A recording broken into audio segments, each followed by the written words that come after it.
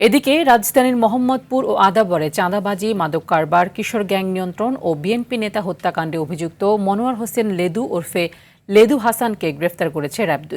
দুপুরে মিডিয়া সেন্টারে র্যাব জানিয়েছে, মঙ্গলবার রাতে মোহাম্মদপুর থানাধীন মোহাম্মদিয়া হাউজিং সোসাইটির এলাকায় বিশেষ অভিযান চালিয়ে তাকে গ্রেফতার করা হয়। লেদু হাসানের বিরুদ্ধে হত্যা, অস্ত্র, মাদক সহ বিভিন্ন অপরাধে রাজধানীর একাধিক থানায় মোট ৩২টি মামলা রয়েছে। নবোদয় হাউজিং ইউনিট বিএনপি সাধারণ সম্পাদক আবুল বাশার বাদশা হত্যা মামলার অন্যতম প্রধান অভিযুক্ত তিনি।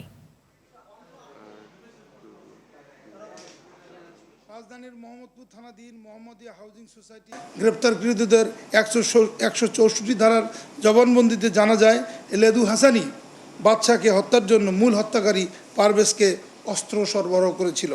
মনোয়ার হোসেন লেদু ওরফে লেদু হাসান রাজধানীর মোহাম্মদপুর হাউজিং সোসাইটি এলাকায় অবস্থান করছে।